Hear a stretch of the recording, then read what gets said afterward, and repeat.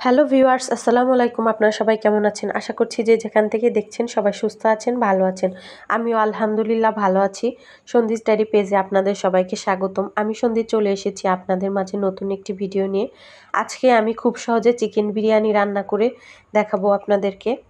প্রথমে আমি তেলের মধ্যে পেঁয়াজ কুচি দিয়ে খুব সুন্দর করে পেঁয়াজ ভেজে নিয়েছি। তারপর সেখানে কিছুটা আদা বাটা, রসুন বাটা দিয়ে তারপরে এখানে কিছুটা মরিচের গুঁড়া দিয়ে ভালোভাবে নেড়েচেড়ে নিয়েছিলাম। তারপর এখানে সস অ্যাড করেছি, তারপর একটু লেবুর রস দিয়েছি।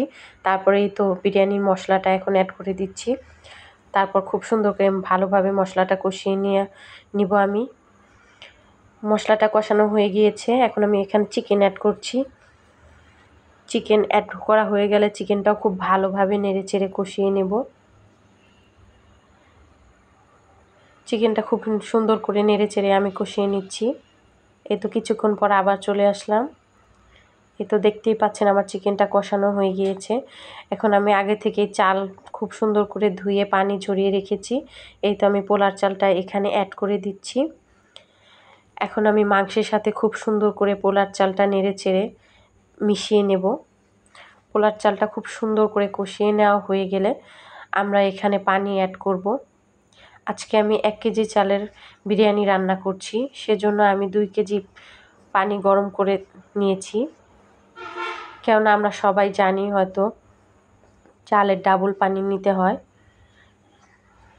এই তো আমি চালের সাথে পানিটা খুব সুন্দর করে মিক্স করে নিলাম।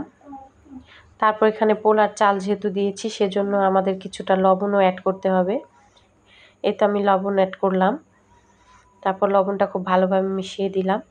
এই তো দেখতেই পাচ্ছেন আমার বিরিয়ানিটা প্রায় শেষের দিকে হয়ে এসেছে। এখানে আমি কিছুটা কিশমিশ অ্যাড করে দিয়েছি, ফ্লেভার আসার জন্য কাঁচামরিচও দিয়ে দিলাম। কিছুক্ষণ পর আবার চলে আসলাম। এখন আমি এখানে ঘি অ্যাড করে দিব, কেননা ঘি দিলে ফ্লেভারটা খুবই ভালো আসে, খুবই একটা ঘ্রাণটা খুব সুন্দর হয়। তারপর কিছুক্ষণ আবার দমে রাখার পর আবারও চলে আসলাম। এখন আমি আগে থেকে কিছু পেঁয়াজ বেরেস্তা করে রেখেছিলাম, সেটা উপর দিয়ে সুন্দর করে ছড়িয়ে দিলাম। তো আজকের ভিডিওটি এই পর্যন্তই। সবাই সুস্থ থাকবেন, ভালো থাকবেন। দেখা হবে নেক্সট কোনো ভিডিওতে। আর ভিডিওটি ভালো লাগলে অবশ্যই লাইক কমেন্ট করে পাশে থাকবেন। আল্লাহ হাফেজ।